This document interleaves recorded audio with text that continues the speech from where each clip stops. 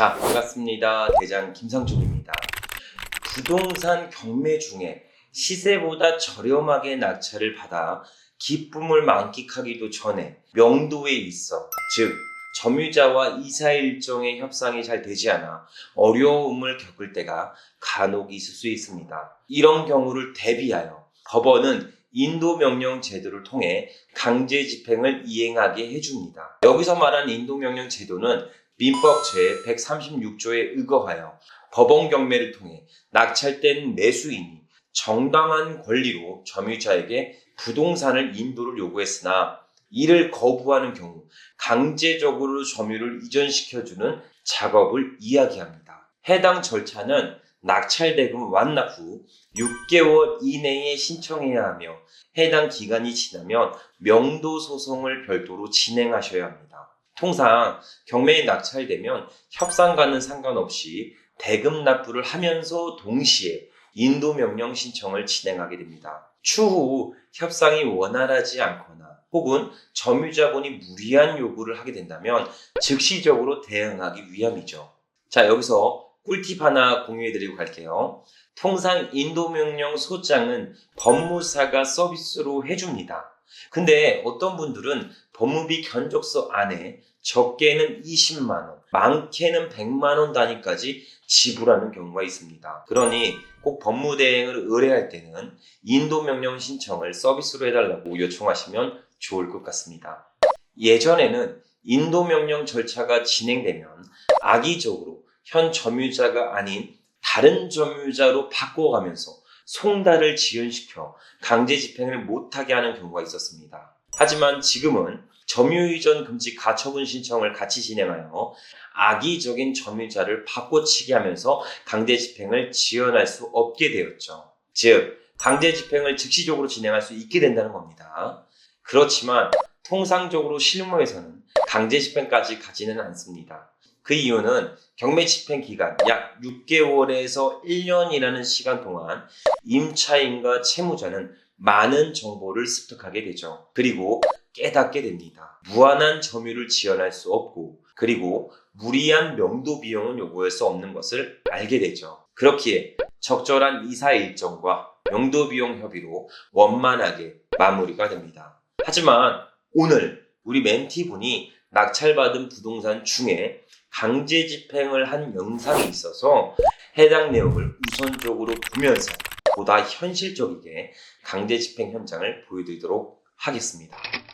자, 지금은 강제 집행을 위해 현장에 집행관부터 열쇠 수리공, 그 외 노무 인력까지 전부 모여 있는 것을 볼 수 있습니다. 자, 추가적으로 낙찰자 측에서는 신청자를 포함한 3명의 참여 인원이 반드시 필요합니다. 강제 집행 과정에서 보다 다수의 사람들이 증인이 되어 강제 집행 절차를 증명하기 위해서이죠. 강제 집행 과정에서 보다 다수의 사람들이 증인이 되어 집행 절차를 증명하기 위해서이죠. 이때 우리 직원 2명과 멘티분 포함해서 총 3분이 참석하여 강제 집행 현장에 방문했습니다. 자, 여기 김 실장님도 보이시죠? 자, 이 다음에는 신분증과 자필 사인까지 진행하여 공증하는 절차까지 진행하게 됩니다.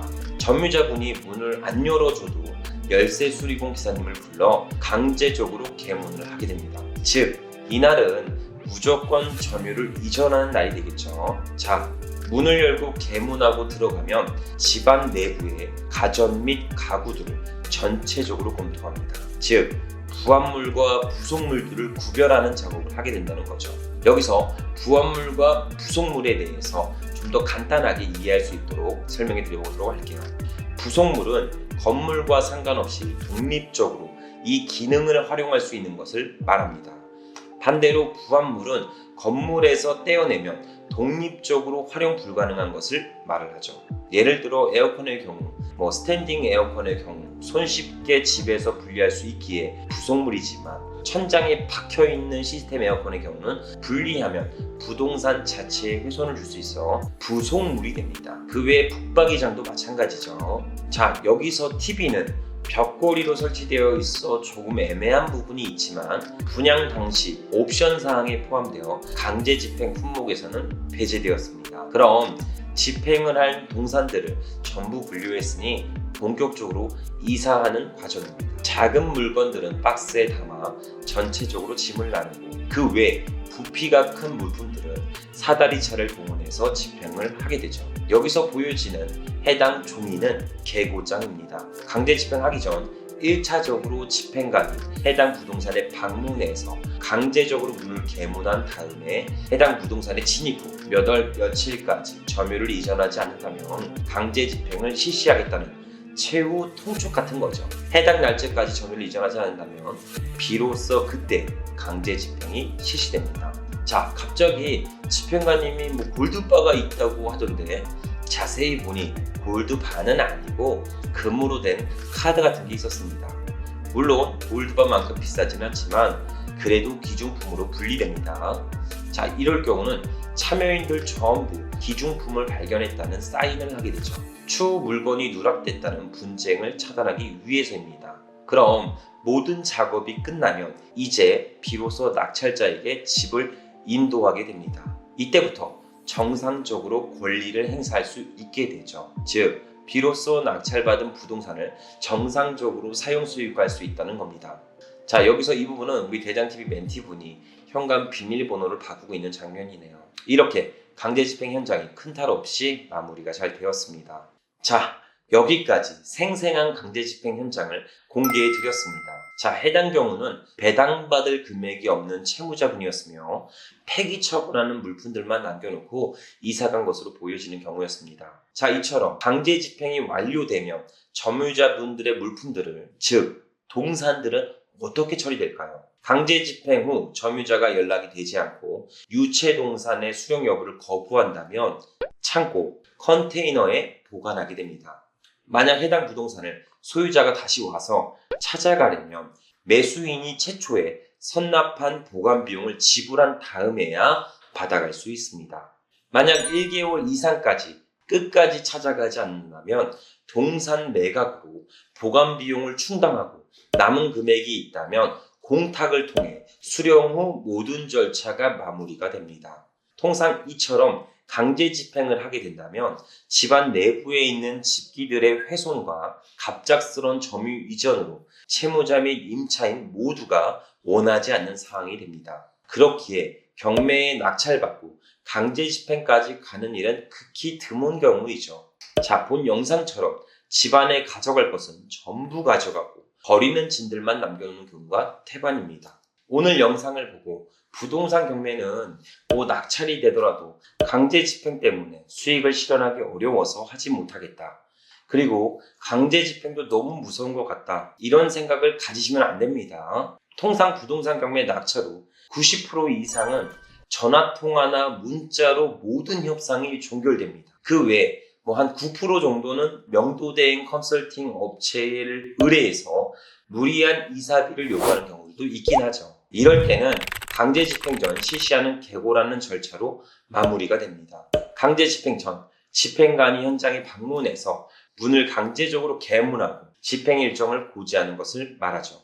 그 외 1%도 안 되는 희박한 확률로 이번 영상처럼 강제 집행을 하게 됩니다. 집행 비용은 1차적으로 계고를 하러 가면서 내부 짐들을 보면서 노무 인력을 선정합니다. 해당 부동산은 짐이 많이 없어서 집행관과 노무 인력을 최대한 줄여가면서 집행을 진행하였죠. 노무 인력 비용은 최소 10만원 정도가 되며 그 외 율세 수리공, 창고 보관료 선납 등을 포함해서 해당 집행 비용은 70만원 정도가 지출되었습니다. 이 또한 최초 경매 입찰가에 미리 선정해서 반영하였기에 투자 수익에 있어 문제될 만큼 부담되는 금액은 아닙니다. 통상 낙찰받는 부동산에 평당 10만 원 정도 강제 집행을 예상하시면서 입찰가를 선정하시면 좋을 것 같습니다. 자, 여기까지 부동산 경매 낙찰 후 강제 집행까지 실시하는 생생한 현장 영상을 전달드렸습니다. 부동산 경매 낙찰자는 현 점유자의 주거 공간을 악의적으로 뺏는 것이 아닌 현 채무자에게 거주하는 임차인들에게 보증금을 지켜주며 채무자에게 돈을 빌려준 채권자들의 채권액을 상계 처리해주는 고마운 존재입니다. 그러니 부동산 경매를 낙찰받는 것에 대해 너무 색안경을 쓰고 보지 않으셨으면 좋겠습니다. 우리 대장TV 시청자분들은 앞으로도 일어나지도 않을 일들을 미리 걱정하고 두려워하며 시도조차 하지 못하는 경우가 없으셨으면 좋겠습니다. 어떤 돌을 옮기면서 구멍을 막으려고 할 때 도저히 무거워서 그 돌을 옮길 수 없다면 주변에 가벼운 돌부터 옮기시면서 천천히 실행하여 원하는 목표를 향해 조금씩 전진하셨으면 좋겠습니다. 자, 앞으로도 더욱 현실적인 영상과 자본소득을 빠르고 안전하게 만들 수 있도록 보다 양질의 영상으로 보답드리도록 하겠습니다. 감사합니다.